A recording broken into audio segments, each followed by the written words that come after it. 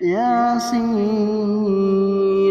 والقرآن الحكيم إنك لمن المرسلين على صراط مستقيم تنزيل العزيز الرحيم لتنذر قوما ما أنذر آباؤهم فهم غافلون لقد حق القول على أكثرهم فهم لا يؤمنون إنا جعلنا في أعناقهم أغلالا فهي إلى الأذقان فهم مقمحون وجعلنا من بين أيديهم سدا ومن خلفهم سدا فأغشيناهم فهم لا يبصرون وسواء عليهم أأنذرتهم أم لم تنذرهم لا يؤمنون إنما تنذر من اتبع الذكر وخشي الرحمن بالغيب فبشره بمغفرة وأجر كريم إنا نحن نحيي الموتى ونكتب ما قدموا وآثارهم وكل شيء أحصيناه في إمام مبين واضرب لهم مثلا أصحاب القرية إذ جاءها المرسلون إذ أرسلنا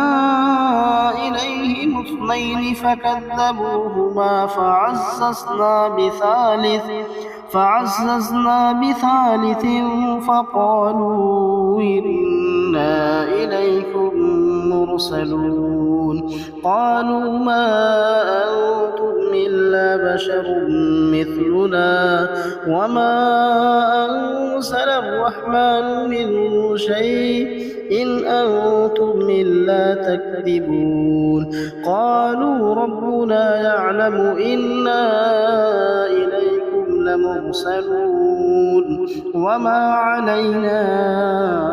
إلا البلاغ المبين قالوا إنا تطيرنا بكم لئن لم تنتهوا لنرجمنكم وليمسنكم منا عذاب أليم قالوا طائركم معكم أئن ذكرتم بل أنتم قوم مسرفون وجاء من أقصى المدينة رجل يسعى قال يا قوم اتبعوا المرسلين اتبعوا من لا يسألكم أجرا وهم مهتدون وما لي لا أعبد الذي فطرني وإليه ترجعون أأتخذ من دونه آلهة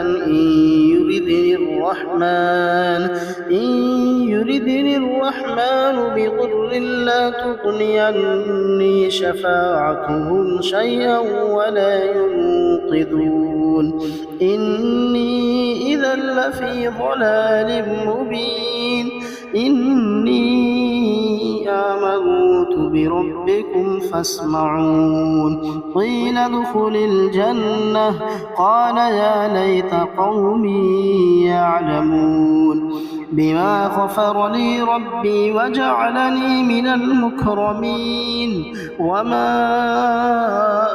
أرسلنا على قومه من بعده من وجود من السماء وما كنا منزلين إن كانت إلا صيحة واحدة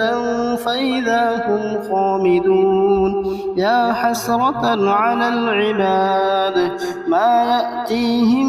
من رسول إلا كانوا به يستهزئون ألم يروا كم أهلكنا قبلهم من القرون أنهم إليهم لا يرجعون وإن كل لما جميع لدينا محضرون وآية لهم الأرض الميتة أحييناها فأخرجنا منها حبا فمنه يأكلون وجعلنا فيها جنات من نخيل وأعناب وفجرنا فيها من العيون ليأكلوا من ثمره وما عملته أيديهم أفلا يشكرون سبحان الذي خلق الأزواج كلها مما تنبت الأرض ومن أنفسهم ومما لا يعلمون وآية لهم الليل نسلخ منه النهار فإذا هم مظلمون والشمس تجري لمستقر لها ذلك تقدير العزيز العليم والقمر قدرناه منازل حتى عاد كالعرجون القديم لا الشمس ينبغي لها أن تدرك القمر ولا الليل سابق النهار وكل في فلك يسبحون وآية لهم أنا حملنا ذريتهم في الفلك المشحون وخلقنا لهم من مثله ما يركبون وإن نشأ نغرقهم فلا صريخ لهم ولا هم ينقذون إلا رحمة منا ومتاعا إلى حين وإذا قيل لهم اتقوا ما بين أيديكم وما خلفكم لعلكم ترحمون وما تأتيهم من آية من آيات ربهم إلا كانوا عنها معرضين وإذا قيل لهم أنفقوا مما رزقكم الله قال الذين كفروا للذين آمنوا أنطعم من لو يشاء الله وطعمه إن أنتم إلا في ضلال